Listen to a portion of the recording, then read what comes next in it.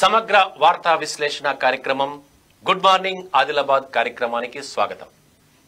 ఈ కార్యక్రమంలో ఈరోజు ఏదైతే ఆదిలాబాద్ జిల్లాలోని ప్రధాన వార్తలపై విశ్లేషణ ఉంటుంది. అయితే ప్రధానంగా ఈరోజు పత్రికలు చూసుకున్నట్టయితే ప్రధాన వార్తాపత్రికల్లో వార్తల్ని ఒకసారి చూద్దాం. బీసీలకు టికెట్ దక్కేనా? మరి వచ్చేటటువంటి అసెంబ్లీ ఎన్నికల్లో మంచిర్యాల నియోజకవర్గం నుంచి ఆ టికెట్లు బీసీలు ఆశిస్తున్నట్టుగా వార్త రాశారు. అయితే మరి ఎందుకంటే కాంగ్రెస్ ఏదైతే ప్రతి పార్లమెంటు నియోజకవర్గానికి సంబంధించి 2 సీట్లు బీసీలకు కేటాయించాలన్న ప్రతిపాదన కింద మరి పెద్దపల్లి నియోజకవర్గానికి సంబంధించి మంచిర్యాల జిల్లాలో మరి బీసీలకు ఉన్నటువంటి అక్కడ సిర్పూర్ మంచిర్యాల ఒక్కటి మాత్రమే బీసీలకు ఉంటుంది. కాబట్టి బీసీ అక్కడ అభ్యర్థి ఉంటేనే బాగుంటుంది అన్నటువంటి, ఎందుకంటే ఎప్పుడైతే అక్కడ ఉన్నటువంటి సిట్టింగ్ ఎమ్మెల్యే దివాకర్ రావుకు టికెట్ కేటాయించిన తర్వాత అక్కడ నుంచి ఆశావాహుల నుంచి తీవ్ర అసంతృప్తి జ్వాలలు రగిలాయి.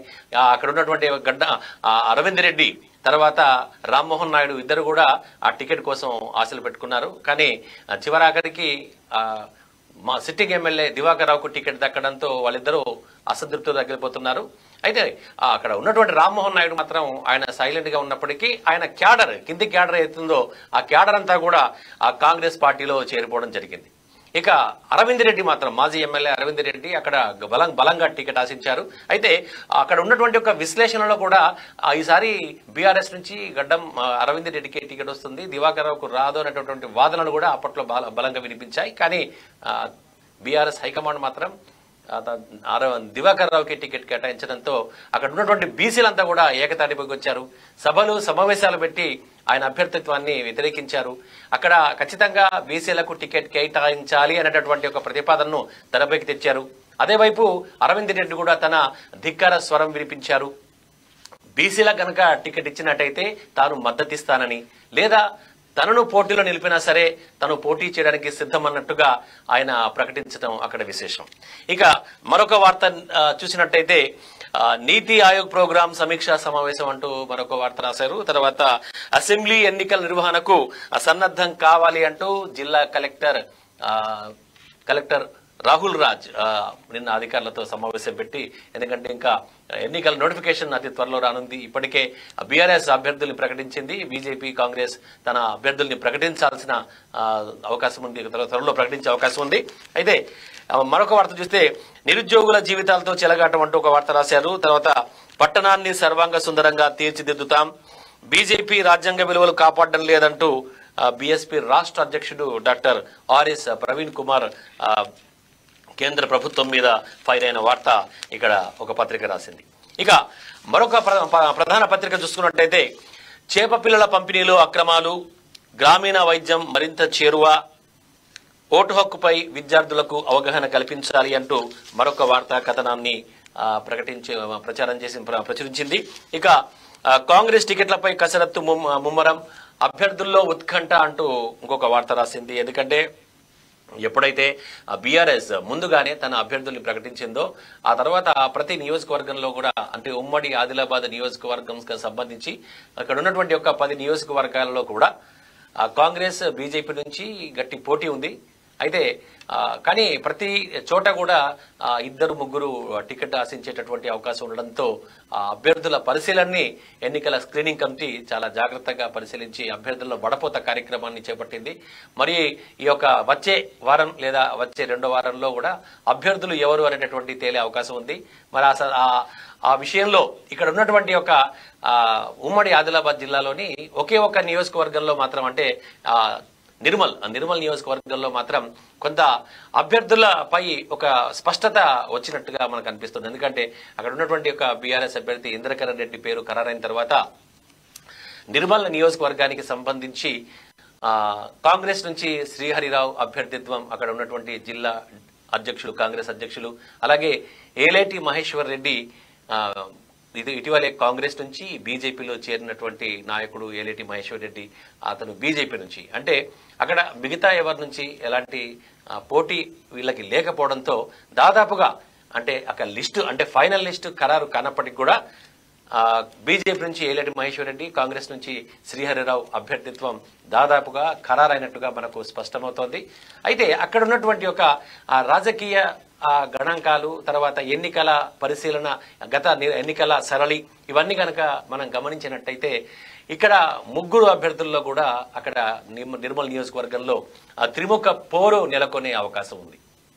ఎందుకంటే ఇప్పుడున్నటువంటి present sitting MLA Allola Indrakaran Reddy మంత్రిగా పనిచేశారు. గతంలో కూడా ఆయన ఎమ్మెల్యేగా, ఎంపీగా నియోజకవర్గంలో పనిచేశారు. తర్వాత ఒక మంత్రిగా, ఎమ్మెల్యేగా, ఎంపీగా నియోజకవర్గంలో ఆయనకు గట్టి పట్టుంది, మంచి క్యాడర్ ఉంది. సో బీఆర్ఎస్ నుంచి ఆయన గట్టి అభ్యర్థిగా తనను తాను నిరూపించుకుంటున్నారు. అయితే అంటే ప్రభుత్వంపై ఉన్నటువంటి కొంత, అంటే ఎప్పుడైనా ఏదైనా సరే అధికార పార్టీపై స్వల్ప వ్యతిరేకత, దాన్ని మాత్రం కొంత తట్టుకునే అవకాశం ఉంటుంది. దాన్ని తట్టుకొని పనిచేయాల్సినటువంటి అవసరం ఉంటుంది. ఆ తర్వాత ఆయన గతంలో అంటే ఇప్పుడు అంటే ముగ్గురు త్రిముఖ పోరు అని చెప్పడానికంటే ఆ ముగ్గురు కూడా గత ఎన్నికల్లో కూడా పోటీ చేసినటువంటి ఒక సందర్భాలు ఉన్నాయి. 2009 ఎన్నికల్లో ఈ ముగ్గురు అభ్యర్థులు కలిసి పోటీ చేశారు. అప్పుడు 2009 ఎన్నికల్లో అప్పుడే కొత్తగా వచ్చినటువంటి ఒక ప్రజారాజ్యం పార్టీ, ఆ ప్రజారాజ్యం పార్టీకి సంబంధించి టికెట్ దక్కించుకున్నటువంటి అల్లోల ఏలేటి మహేశ్వర్ రెడ్డి అప్పుడు 2009లో ప్రజారాజ్యం పార్టీ టికెట్ దక్కించుకొని ఆయన పోటీలో నిలిచారు. ఆ తర్వాత కాంగ్రెస్ నుంచి ప్రజెంట్ మంత్రి ఎవరైతే ఉన్నారో అల్లోల ఇంద్రకరణ్ రెడ్డి, ఆయన అప్పుడు కాంగ్రెస్ నుంచి పోటీ చేశారు. ఆ తర్వాత టీఆర్ఎస్ ఉంటే టీఆర్ఎస్ నుంచి కూచాడి శ్రీహరిరావు, ఎప్పుడైతే ఇప్పుడు కాంగ్రెస్ జిల్లా అధ్యక్షులుగా ఇప్పుడున్నారో ఆయన కూచాడి శ్రీహరిరావు కాంగ్రెస్ నుంచి, మన టీఆర్ఎస్ నుంచి ఆయన పోటీ చేశారు. సో అప్పుడు కూడా అంటే 2009లో కూడా ముగ్గురికి మధ్య త్రిముఖ పోరు నెలకొంది. ఆ త్రిముఖ పోరు నెలకొనడంతో కొత్తగా వచ్చినటువంటి ఒక ప్రజారాజ్యం పార్టీపై ఆ జనంలో ఉన్నటువంటి ఒక ఏదైతే అంటే కొత్తగా వచ్చింది కాబట్టి ఒక ఆసక్తి, అంటే చిరంజీవి ఒకవేళ ఏదైనా చేస్తారనేటువంటి ఒక ఆసక్తి వల్ల కొన్ని సీట్లు అక్కడ రావడం జరిగింది. ప్రధానంగా ఇక్కడ అనూహ్యంగా అంటే ఉమ్మడి ఆదిలాబాద్ జిల్లాలో, ఇక్కడ తెలంగాణలోనే ప్రజారాజ్యం పార్టీకి ఇక్కడ నిర్మల్ గెలవడం విశేషం. కొత్తగా టికెట్ దక్కించుకున్నటువంటి ఏలేటి మహేశ్వర్ రెడ్డి ఎమ్మెల్యేగా ప్రజారాజ్యం పార్టీ నుంచి 2009 ఎన్నికల్లో గెలవడం జరిగింది. అయితే అప్పుడు కూడా ఈ ఎన్నికల ఓట్ల శాతం పరిశీలిస్తే గనక ఈ ముగ్గురికి పెద్ద వ్యతిరేకత లేదు. అంటే గట్టి పోటీ ఇచ్చినట్టుగానే మనం భావించాల్సి వస్తుంది. అటు కాంగ్రెస్ నుంచి పోటీ చేసిన అల్లోల ఇంద్రకరణ్ రెడ్డి కావచ్చు, అలాగే టీఆర్ఎస్ నుంచి పోటీ చేసిన కూచాడి శ్రీహరిరావు కావచ్చు, ఈ ఇద్దరు కూడా ప్రజారాజ్యం పార్టీ అభ్యర్థికి గట్టి పోటీ ఇచ్చారు. స్వల్ప ఓట్ల మెజార్టీతో ఆయన ఆ ఎన్నికల్లో 2009 ఎన్నికల్లో ఆయన విజయం సాధించడం జరిగింది. అంటే ఇప్పుడు ఉన్నటువంటి సరళి, అప్పటికి సరళికి తేడా గమనిస్తే నిర్మల్ ఓటర్ తీర్పు చాలా భిన్నంగా ఉండే అవకాశం ఉంది. ఎప్పుడు ఎవరికి పట్టం కడతారో తెలియని పరిస్థితి అక్కడ నెలకొంటుంది. ఎందుకంటే అదే 2018 ఎన్నికల పోలింగ్ సరళి పరిశీలిస్తే ఆ 2018 ఎన్నికల్లోనూ కూడా 2009 తర్వాత 2014 ఎన్నికల పోలింగ్ సరళి గమనిస్తే అప్పుడు కూడా వీళ్లే అభ్యర్థులు ముగ్గురు పోటీలో ఉన్నారు. కాకపోతే పార్టీలు వేరయ్యాయి.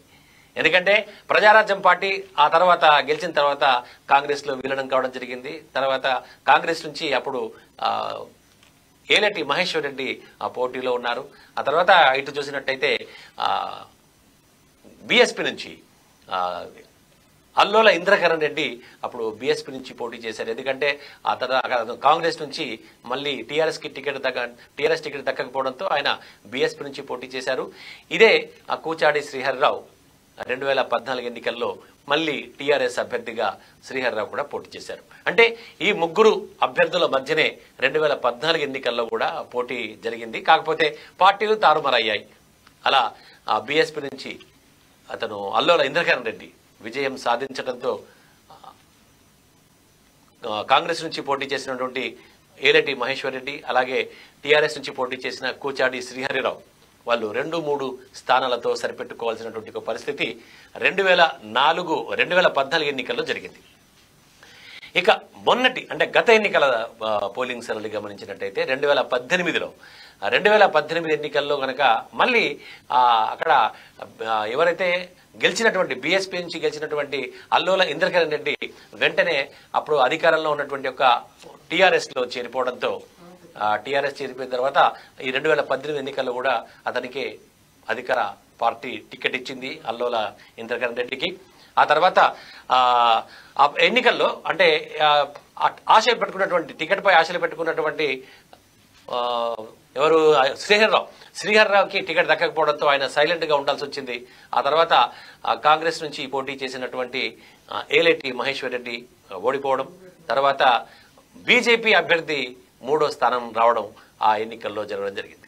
ఆ తర్వాత నుంచి ఇక ఇప్పుడు పోలింగ్ సరళి గమనిస్తే అంటే గతం నుంచి కూడా 3 అభ్యర్థులే పోటీలో ఉన్నారు కాబట్టి ఇప్పుడు కూడా 3 గట్టి పోటీ ఇచ్చే అవకాశం ఉంది. అక్కడ ఎవరు నెగ్గినప్పటికీ కూడా స్వల్ప మెజార్టీతో నెగ్గే అవకాశం నిర్మల్ నియోజకవర్గంలో కనిపిస్తుంది.